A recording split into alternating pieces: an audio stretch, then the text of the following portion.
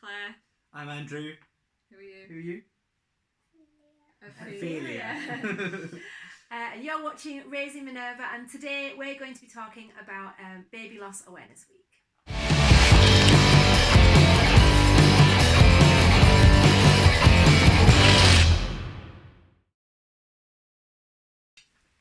Hi Claire, hi Andrew, thank you so much for joining me to chat today. Obviously I know you, but for the purpose of the video, would you like to tell us a little bit about yourselves? Well, I'm Claire, this is Andrew. We've been together 10 years now. Yeah.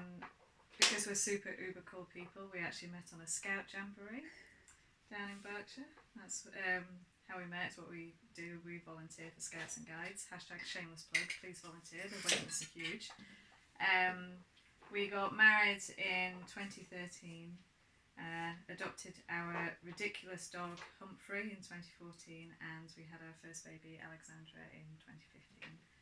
And Alexandra is mainly who we're going to talk about today. Fabulous, thank you. So we've collaborated on this video for Baby Loss Awareness Week, which is something that has affected your family. Would you be able to tell me a little bit about your experience, please? Yeah, so we got pregnant quite quickly with Alexandra, and we had a really very uneventful pregnancy. Yeah, classed as low risk. So we did the standard things. We went to NCT classes. We even talked about having a home birth. Which we decided against. So we did sort of standard pregnancy things. We had a couple of scans, but everything was proceeding completely normally. And then Claire's, thank you Ophelia, Claire's due date came and left. Just disappeared. And then we were told that nothing was really, there weren't any problems. We were quite eager to kind of get things going because the third trimester was physically quite difficult. Everything just been plodding along at a normal rate, and then suddenly I got really bad carpal tunnel syndrome, had to wear splints overnight. Reflux was pretty bad, and I was more sick with that than the morning sickness at the start. And ended up with pretty much SPD, so like the hormones had released and it was really painful to walk. It felt like the bones were grinding against each other when I was walking. It was really painful. Yeah. So I had to kind of press for a physio referral to work out how to kind of cope with it at the end. So we were pretty eager to get things going. So when the sailed past, it was getting rather frustrating. And so then there was a bit at the end because at 40 weeks I was told that I couldn't have a sweep because Alexandra's head wasn't engaged. At 41 weeks I had a sweep, and then I was booked in to have my induction towards the end of September. So basically on the Monday, the 28th, you said that you hadn't felt her move as much as you had previously. Yeah.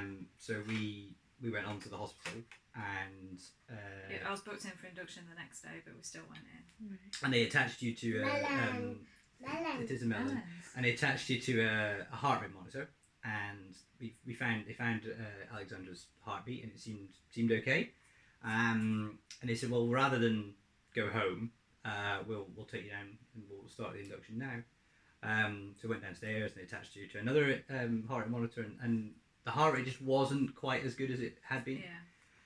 And then more and more senior staff started appearing. So then we saw the senior midwife, and then it was the registrar, and then it was the senior registrar, and you're sort of moving up the ranks, as it were, in the medical world, which is always a bad sign. Yeah. And they said, interesting means bad.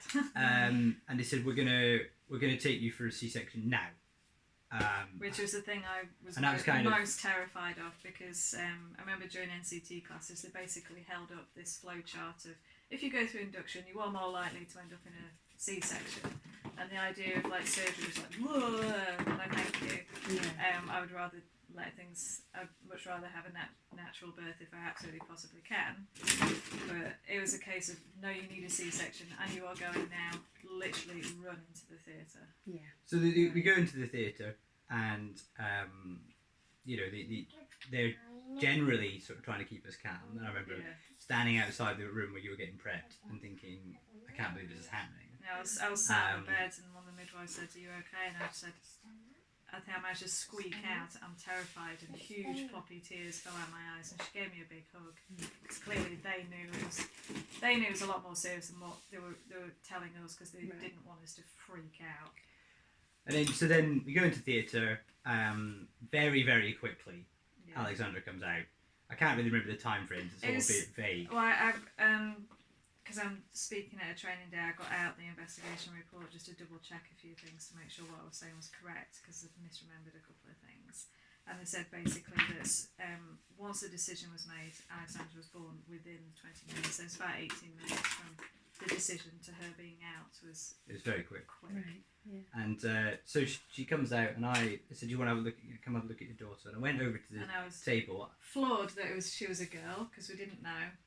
I was in so much pain. I was like, "It's definitely a boy. Can I have a boy?" Oh, really? So, so I went over to the crib, and I looked at her, and the thing that struck me was that she looked just like a doll,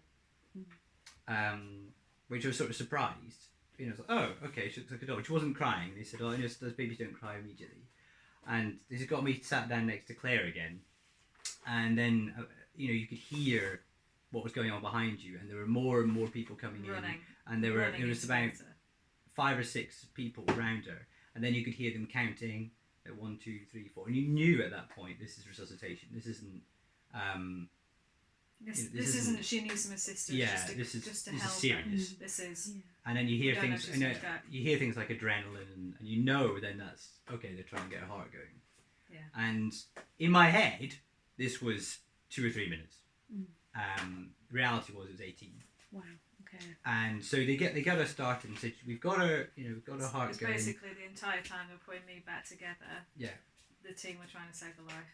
And so they said then that we're gonna take her to NICU.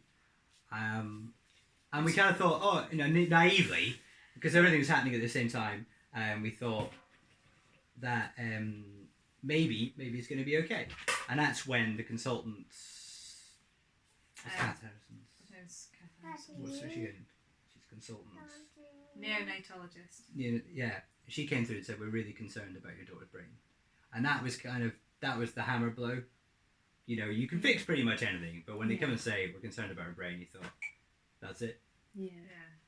We can't. We didn't really kind of understand at that point. It was kind of okay. So 2 o'clock in the morning. Yeah, and we'd had no sleep. I was pumped full of drugs, for anaesthetics and painkillers, and obviously I'm, just being put back together, flat on my back, and I couldn't see anything. I could just hear what was going on. Yeah. It was just okay. So, how long have we got? Are we going to go home with a severely disabled child? What's our life going to be? Yeah. So the consultant came and said that she was very concerned about her brain, and then we basically got about 3 hours sleep that night. My parents came up that morning, and we had to then tell family anyway. And I remember ringing my dad at about half 5, 6 o'clock in the morning. Yeah, because they said to us, "You need to get your family there." Yeah, and I rang him. Now my parents live in Aberdeen, and we live in Leeds, and so he was. And I remember him he was so excited on the phone. He was so excited, and then I had to say, "We ringing at that time in the morning." I had to say, "Yeah, we've had a daughter, and she's really really poorly. You've got to come down now." Yeah, that's what the nurses had said to us. Well, they're due to come down tomorrow, and they said, "You need them here now." And that was it. I remember he cried on the phone. I don't know if I've ever heard Dad cry like that. Real pain, anguish. Real suffering. Yeah. And I thought, God, that drive. It's about 350 miles. 7 hours. Yeah. Right. But anyway, so from them, they told my sister and her husband, who lived in Glasgow at the time, to come down as well. And then the Tuesday is pretty vague. because we only had a tiny amount of sleep. You were on enormous amounts of drugs, and we went through and saw her in the NICU, and she was the biggest baby in the NICU and the sickest. She was all £9.15. Yeah, and you had babies who were like this big. This big. And they were healthier than her. And they had a better chance. Yeah. And so she was on, I think, 5 different pumps, intravenous pumps. So I had to work in pumps at the time, so I knew something about pumps. So different monitors. She had one in her head as well, and that was to monitor the brain activity. Well, that was the most serious one. Yeah. So the other pumps were to do with like trying to stop her. I think trying to stop sepsis, because her liver and kidneys got badly damaged because she was at that heart rate for 18 minutes. And that was outside me. She was without that heartbeat, so we don't really know how long she'd been without a heartbeat still in me. So we had no idea the total amount of time that she didn't have a heart rate. And everybody eventually arrived at some point on Tuesday. We honestly can't really remember it that well. Clearly it's something your brain does to kind of protect you. And we went to bed on that Tuesday night. She wasn't clotting properly either, because I had to sign the consent form about blood products. Oh yeah, I forgot about that. Because she had to have something called cryos or something. And they were going through the whole kind of, spiel about, receiving blood products and this and that. I was like, I don't care, just sign the form, give her what she needs. Just give her what she needs. And she's like, no, but you need to sign the form. I was like, sign it, just do it. Yeah. So we went to bed on the Tuesday at about 10 o'clock. You physically had to get me up and away from her cot. So I was quite prepared to sit there all night. What I was going to say is that we knew, so they had this brain activity monitor, and it shows you the waves of what the brain's doing, and we were told she's got to show an improvement. She's got to rally for there to be a kind of a better outcome out of it. So we went to bed on that Tuesday knowing that we needed a miracle really for it to get an outcome that was reasonable out of the whole situation. And we woke up on the Wednesday, so 6 o'clock, and went through and saw her, and there had been no change. And I think that was the point. Because I'd gone onto the ward excited. It's like, it's going to happen, she's going to have rallied, we're going to be okay, we're going to be fine. Ignoring that gut voice that I'd heard when I was on the operating theatre. As soon as I said, when they were resuscitating her, my gut said, let her go, she's gone. And I was ignoring that little voice, and I was just hoping against hope that my gut was wrong. I went in so excited. I'm going to see my baby. I'm going to see her. She's gonna improve. She's gonna prove me wrong. Yeah. Remember the nurse said? She just said, yeah, she's just the same.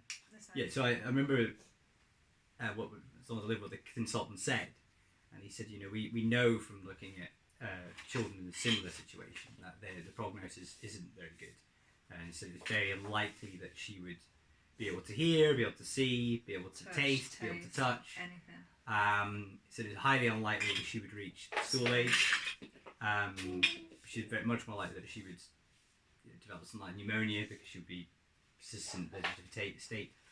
And you thought, well, what kind of a life is that? She wouldn't be able to communicate with us whether she was scared or whether she might be in pain. Or even know who we are.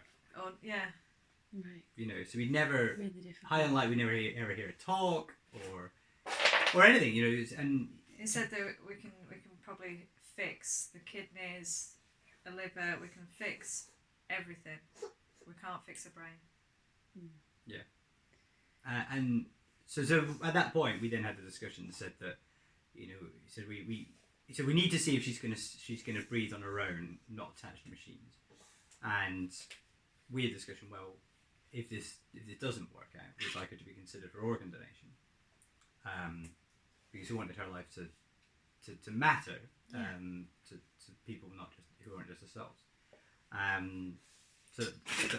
think it was flawed. Yeah, he's quite stunned that we asked about that. But so we asked about that, and then basically spent the day having cuddles with her and kind of spending some time with her. But she, towards about 4 o'clock. She was starting to go before the ventilator was taken out. So she was getting weaker and weaker and weaker. So because once we had that conversation with the consultant, it wasn't if she died, it'd be when. Yeah. When she dies. So I think that they'd basically thrown the rule book out the window because you were allowed to stay with me in my ward overnight. They got like there's a camp bed out for him and he could stay with me, which was annoying because I had to have all my painkillers on my ward, which meant I was losing 45 minutes to an hour and a half every time I had to go and get a painkiller on schedule, which meant I had to kind of be pushed or walked back to my ward, lose the time, come back to her ward. And when I was on my ward, I could hear heart rate monitors of all these other pregnant women, because there wasn't really anywhere that we could stay next to the NICU. The hospital's not. It's not designed for that.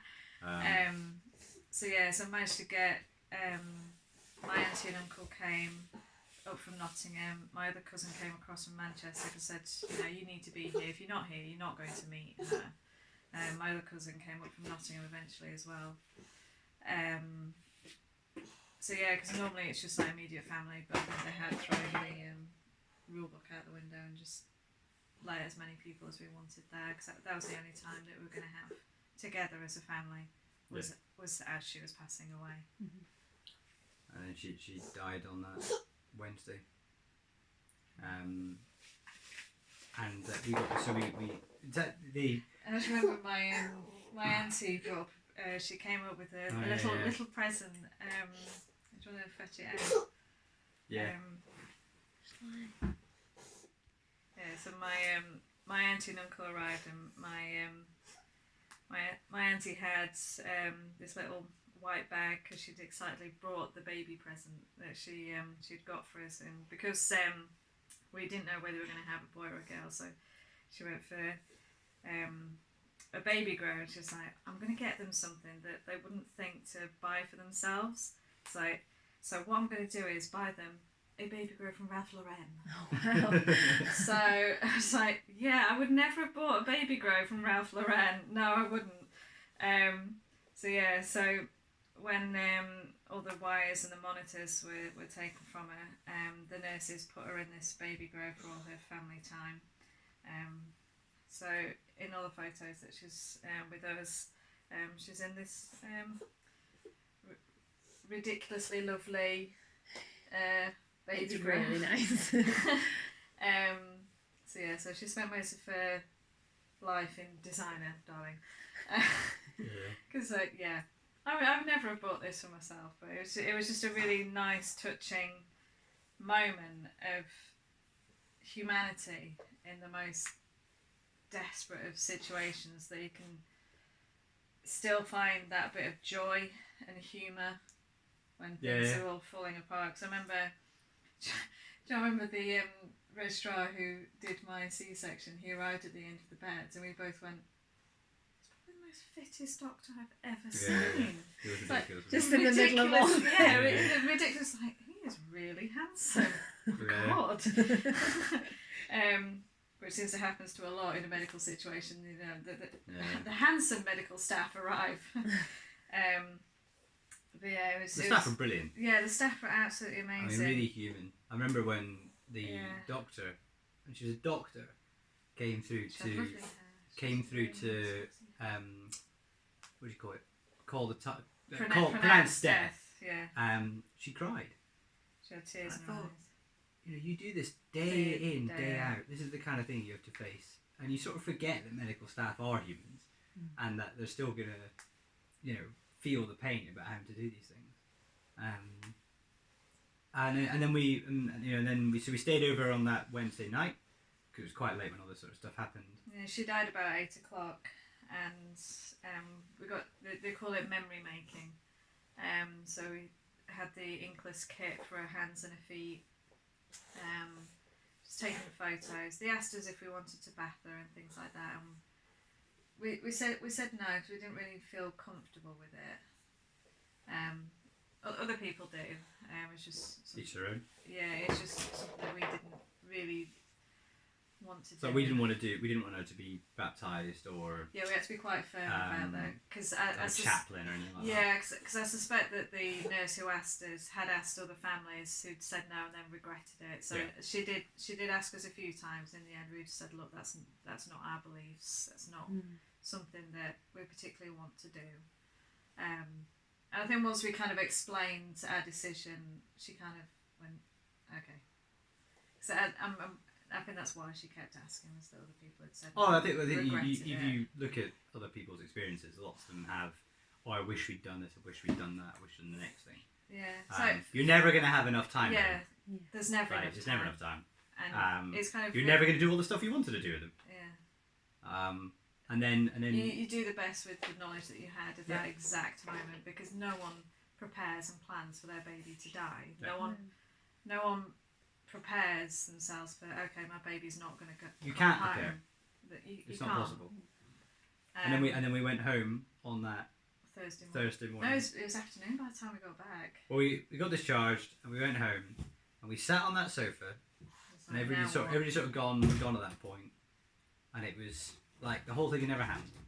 Claire had been pregnant, now she wasn't pregnant, and the house is the same, and everything was the same, except you weren't pregnant. And it was just, it was hard to believe it happened. Spare room full of baby stuff. Thankfully under dust sheets, because my parents, everyone else had sorted that, so we didn't have to. But the thing is, we didn't have any. That the house didn't feel any weirder or any different because she was never there. It was never her house. It was never her baby stuff. It was never. She'd it just never got the chance we to went use it. On the Monday. Went to hospital, had the worst experience ever, and then came home. And you thought, did it happen? And I mean, I remember having pains in my chest. You know, people talk about heartache and think, oh, it sounds a bit melodramatic, but it was pains. I actually thought, oh my God, am I having a heart attack here? Yeah. And I remember waking up. So I had a very vivid dream where I was holding her hand, and I woke up and I was holding my finger. Yeah. And it was. I was obviously surprised that I woke up each day. Yeah. I mean, that's how I felt. I mean, we felt suicidal without feeling that the need that we were going to do that. I was always surprised that I'd woken up. It's like, oh, I'm still here. This is real. You wake up and you sort of have a moment before you remember it all. And you don't feel too terrible, and then you remember, oh yeah, this isn't a dream. This has really happened. Yeah. So you do the best with the knowledge that you had. I mean, I'd had a vague awareness of things like cold cots, but I didn't know to ask for it, and I don't think it was offered, because you can spend more time with your baby once they pass away if you want to. But that wasn't really offered, and I don't really know why. And there is a bereavement suite at the hospital, but I think it was being used, and that's why we couldn't go in to have that time with her, because it was already being used. Yeah. And you just think, what? We're in the 21st century. How on earth could we have A, a need for a bereavement suite, and B, more than one to be used at the same time? Yeah. Why are we not getting better at this? Yeah. You know, it's ridiculous. Because after it, you know, we kind of naively thought, oh, we're at the end of pregnancy now, we're okay. And we didn't really kind of realise that there isn't really a safe point of pregnancy, because, you know, we were quite, you know, gentle with the pregnancy. We didn't count our chickens. You know, we got to each point, and it wasn't until fairly late on in the pregnancy that we bought any baby equipment. Because we were well aware of the miscarriage stats, but we weren't aware of any stats for later losses and things like that. So we were kind of not talked about. It's just not talked about at all. And after it happened to us, the floodgates opened. Because I was aware of one colleague who'd lost her twins, and then I got a letter from another colleague saying that how she'd lost her little boy. And you said, you know, people at work came and spoke to you about it, and it's just like, why do we not know about this? It was just astonishing, the amount of similar stories that people were coming up to talk to us about.